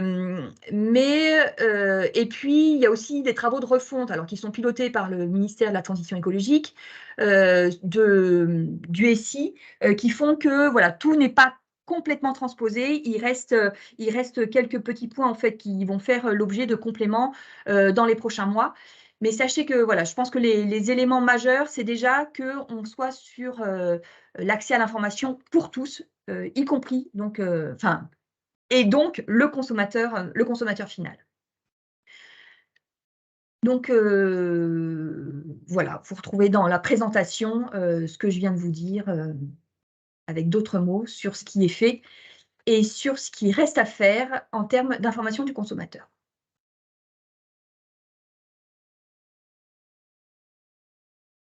Merci Corinne. Donc on passe au deuxième temps d'échange. J'espère que tout le monde m'entend.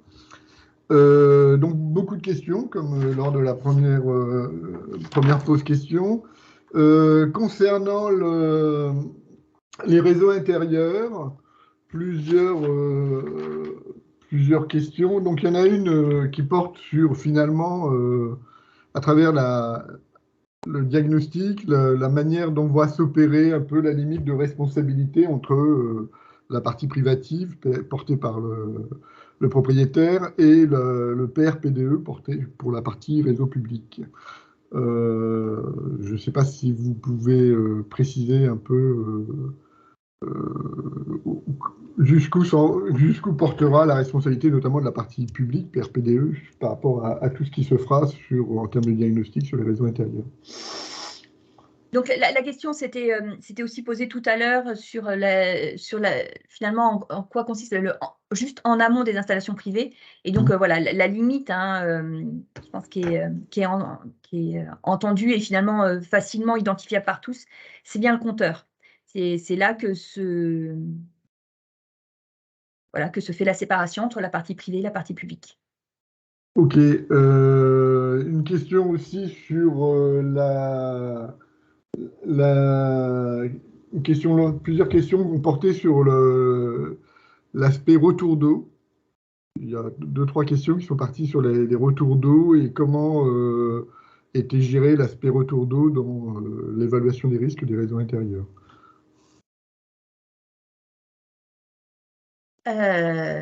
Alors, c'est pris en compte. Alors après, c'est un texte qui est un peu plus ancien, enfin un peu plus ancien de notre côté, qui est pas archi ancien, qui date de l'automne 2021. Donc, sur tout ce qui est les systèmes de disconnexion et de protection en fait, du réseau public, des retours d'eau de la part de réseaux privés. Donc, finalement, la partie évaluation des risques, en fait, analyse de la situation, constat en fait par le gestionnaire du réseau intérieur, comprend l'analyse une réflexion sur les systèmes de disconnexion en place et éventuellement se mettre en conformité, les adapter, les mettre en place. Voilà. Donc c'est compris en fait dans la partie analyse de la situation. Bien. Une question porte aussi sur, quand on parle de RP, est-ce qu'il y a une date qui distinguerait les anciens et les nouveaux établissements recevant du public, ou c'est que tout étabbissement, quelle que soit la date de construction? Tout établissement recevant du public. D'accord. Il y a une question aussi sur le fait, est-ce que l'analyse des risques doit se limiter à la seule problématique plomb et légionnelle, ou doit-elle inclure d'autres aspects, notamment, alors c'est peut-être que c'est cité, le risque PVC sur les réseaux intérieurs? En fait, l'analyse des risques, elle doit être adaptée, en fait, elle doit être adaptée à l'établissement et à son réseau, en fait. Donc, elle peut s'intéresser, elle peut être différente en fonction des matériaux, elle peut être différente en fonction de la configuration. En fait, elle doit s'adapter à... Enfin, c'est une évaluation des risques qui doit prendre en compte l'ensemble des risques. Et donc, ça passe par les matériaux, ça passe par les configurations, comme une analyse de risque, en fait. Okay, bien, comme merci. les bras morts, en fait, c'est au-delà des matériaux, ça doit prendre en compte les caractéristiques du réseau intérieur. Il y a une question aussi un peu technique, mais qui effectivement a du sens dans les réseaux intérieurs. C'est sur quel type de point de prélèvement doit-on faire les analyses de qualité d'eau, notamment d'eau froide? Si on pense par exemple à un matériau comme le plomb, est-ce que ça couvre est-ce qu'on va aller faire des prélèvements de plomb sur une douche, ou est-ce que se limite qu'au point d'usage pour boisson?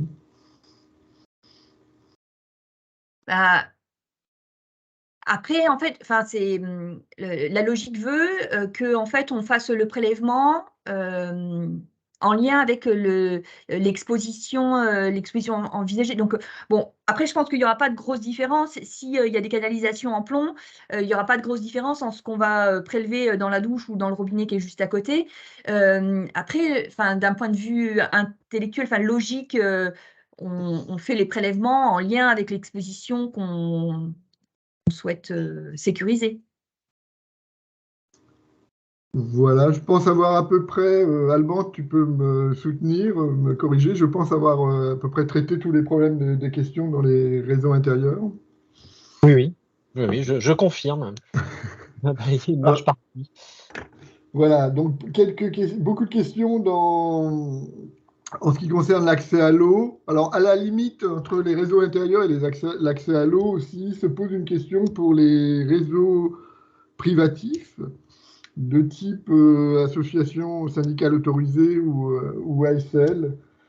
Comment ils vont être pris en compte à la fois sur la problématique de est-ce qu'il s'agit d'une bonne desserte, ça c'est pour si on le regarde du côté accès à l'eau et puis et aussi diagnostic des réseaux intérieurs, si on voit par ce bout de la lorgnette aussi ce type de réseau. Alors là, je suis pas sûre de comprendre la question, mais je suis pas sûre de comprendre la question, mais de toute façon, attention, il y a certaines associations syndicales qui peuvent être en fait complètement concernées, enfin qualifiées de PRPDE en fait. Donc c'est même au-delà de la question que vous me posez, c'est que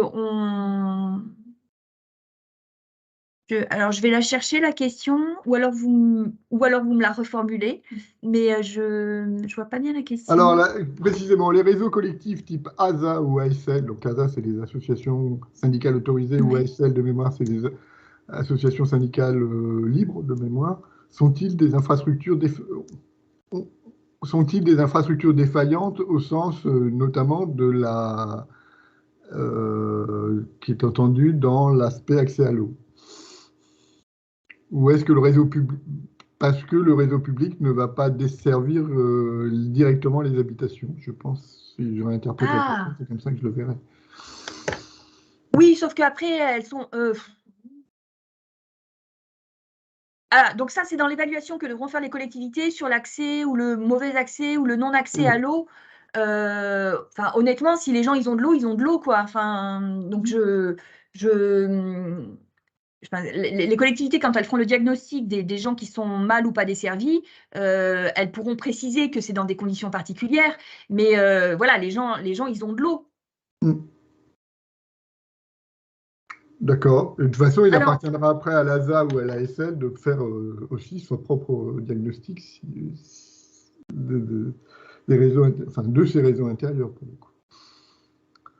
D'ailleurs, on voit, alors je reviens sur ce schéma sur lequel je ne suis pas allée au bout parce que sinon on aurait pu être très long, mais à la droite, en fait, quand on est sur des gens, donc, enfin, si on considère alors qu'on est sur du logement formel, qu'on considérerait non raccordé finalement au réseau public classique, donc non raccordé, si on pousse jusque-là, on voit bien que dans les solutions, il y a l'accompagnement à des solutions alternatives en fait, d'accès à l'eau. Et donc, finalement, là, la solution, elle est déjà trouvée, en fait. Voilà, je pense que c'est une situation très particulière, mais que finalement, on pourrait rentrer là complètement à droite du schéma. Ok, merci. Alors, il y a beaucoup de questions, enfin, quelques questions autour de qui est responsable de l'accès à l'eau et comment se perd le transfert quelque part d'obligations entre la collectivité locale, au sens d'une commune ou d'une communauté de communes, vers le service d'eau, sur tout ce qui va concerner les obligations liées à l'accès à l'eau, le recensement des populations, remédier aux problèmes de desserte, etc. Donc il y a beaucoup de questionnements autour de ça. Si vous... Oui, alors vous mettez le doigt sur un point qui nous a un peu torturés dans l'écriture des textes. Parce que donc, les services publics de l'eau et de l'assainissement sont des SPIC, donc normalement ils se financent sur les factures. Donc en fait, d'un côté on avait ça, et donc l'impossibilité pour l'État de venir apporter des finances là-dessus. Et d'un autre côté, on avait aussi identifié, et puis pour permettre une bonne application de cette disposition, on avait aussi identifié qu'on était a priori sur une extension de compétences de la part des collectivités. Donc voilà, donc l'écriture qu'on a voulu faire, enfin ce qu'on a voulu faire, et donc j'espère que l'écriture normalement permet ça. La personne, l'autorité compétente, c'est bien la collectivité. La compensation financière qu'on est actuellement en train de calculer va être versée aux collectivités. Et en fait, l'écriture, normalement, au sein du CGCT, permet que si, au sein de la collectivité, la mission est confiée au SPIC, enfin au service public de l'eau et de l'assainissement, qu'il y ait une possibilité de transfert de fonds de la collectivité, de ces lignes classiques, en fait, de la collectivité, vers le service public de l'eau et de l'assainissement. Donc voilà, donc c'est un point voilà, sur lequel on s'est un peu, on a été un peu torturé pour écrire, mais en tout cas c'est ce qu'on a voulu écrire et je pense que c'est ce qui est possible. Enfin je pense pas qu'on se soit trompé dans l'écriture de ce qu'on a voulu faire. Je sais pas si je réponds à votre question, Frédéric. Si, merci. Bon, c'est pas la mienne, hein, c'est aussi la Oui, c'est vous qui me l'avez posé là. Oui, c'est vrai, c'est moi qui l'ai posé. Il y a aussi une série de questions qui tournent autour de la problématique et des enjeux des forages privés unifamiliaux, mais on peut l'étendre aussi éventuellement qui pourrait regrouper plusieurs habitations dans un contexte où de stress hydrique et de changement climatique, où ces captages sont peut-être aussi amenés à se tarir, et comment aborder la question de la desserte de ces habitats isolés, a priori. Donc je pense que là aussi on est finalement dans la même situation un peu que tout à l'heure, enfin avec d'autres caractéristiques, hein, sur des logements finalement formels non raccordés, avec des ressources alternatives et où on voit que l'évolution est telle que ces ressources alternatives, elles pourront ne pas suffire. Et ben en fait, voilà, c'est pour la collectivité, ce sera l'accompagnement à d'autres types de ressources alternatives. Alors en plus du puits, ça peut être des réflexions sur les eaux grises déjà en interne au logement. Ça peut être des réflexions sur l'utilisation de l'eau de pluie pour certains usages. Enfin,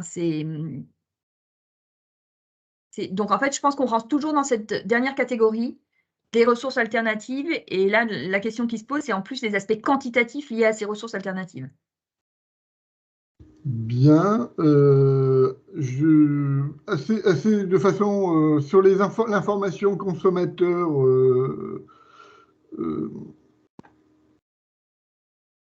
Donc il y a différentes questions sur notamment la question sur les réseaux collectifs.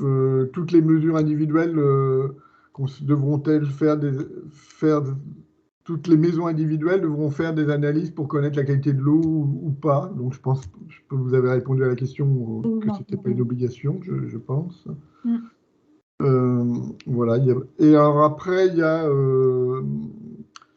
un certain nombre de questions sur les matériaux en contact avec l'eau. Notamment sur, c'est une question qui est toujours problématique, de la régularisation ou des matériaux qui ont été posés alors que cette réglementation sur les ACS n'existait pas. Est-il prévu quelque chose de particulier ou pas sur ces questions-là? Alors ça, c'est un peu indépendant de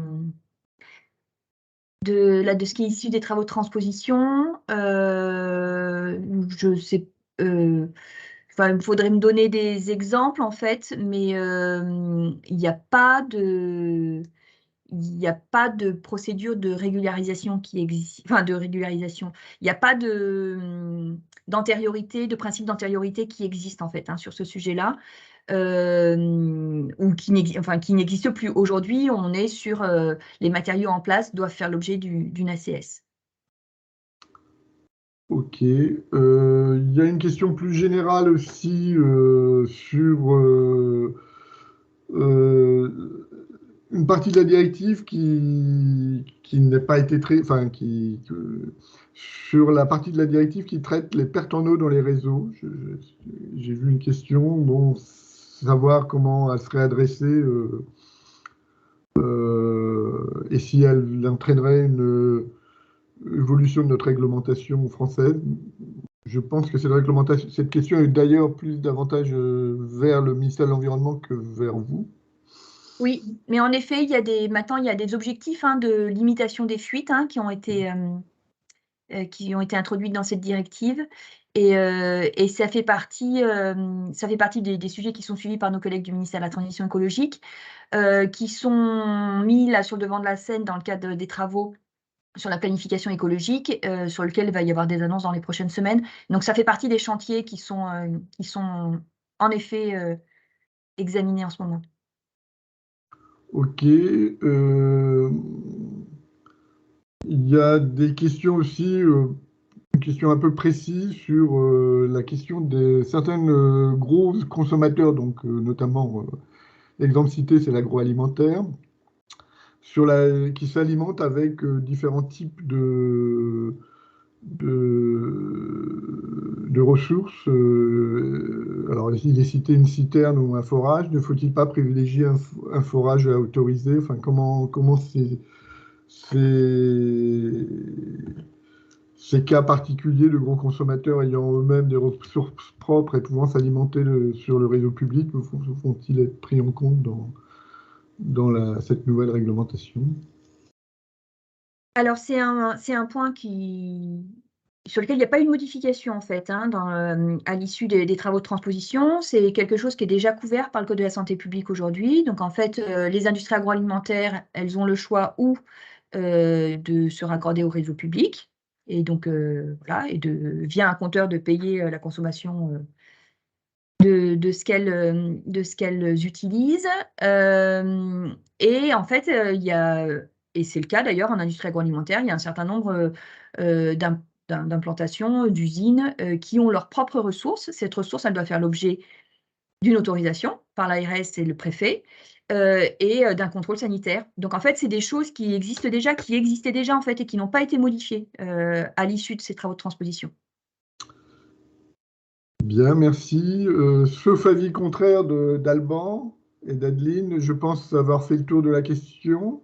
Ouais, il y avait beaucoup de questions, mais je pense que tu as repris effectivement les grands items. Ouais, je confirme, j'étais en train de rebalayer tout ça. Peut-être juste dire qu'il y a quand même beaucoup de questions sur cette partie-là. C'est vrai que ce sont des dispositions nouvelles. Donc effectivement, je pense que des compléments seront peut-être apportés aussi dans les notes d'information qui a été évoquée tout à l'heure, qui permettra de répondre à l'ensemble des questions, parce que ça n'arrête pas de tomber là. Mais en tout cas, non, je pense qu'on a balayé l'essentiel. Ok, donc je propose de mettre un terme progressif. Quelques mots avant la fin, donc je m'excuse d'abord pour les problèmes techniques dont j'ai été victime, enfin victime ou coupable, je ne sais pas encore très bien. Je remercie la DGS, bien sûr, pour toutes ces interventions. Je remercie Alban pour son soutien, que s'est avéré effectivement important, vu les défaillances. Je remercie évidemment toute l'équipe permanente de l'AST qui a pu organiser ce webinaire, et notamment Adeline, qui est toujours aux manettes en back-office, et sans qui ces choses-là ne pourraient pas exister. Deux, trois choses à l'issue du webinaire. Un questionnaire de satisfaction vous sera adressé. Donc, vous pourrez répondre. Il y aura des questions ouvertes. Je mentionne au titre de prochains webinaires organisés par la commission eau potable de l'AST, il y en aura un qui est prévu en mars-avril. La date n'est pas fixée, mais qui portera plus spécifiquement sur la problématique des réseaux intérieurs. Voilà. Pour répondre à une question rapidement sur l'accès à l'assainissement, parlons-en.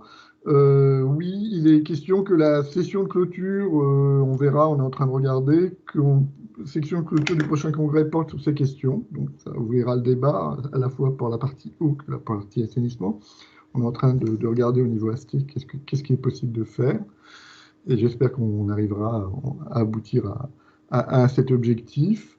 Voilà, et donc je vous propose de mettre un terme à cette question. Alors, le dernier point, on a pris acte des questions, on va essayer de les reformuler. De toute façon, une grande partie, d'après moi ce que j'ai compris, une grande partie des questions posées trouvera aussi ses réponses dans les futures instructions, notes, etc., qui seront progressivement rédigé et diffusé par la DGS dans le cadre de la mise en œuvre et le déploiement de toute cette nouvelle disposition réglementaire qui sont apparues fin 2022. Donc, on verra.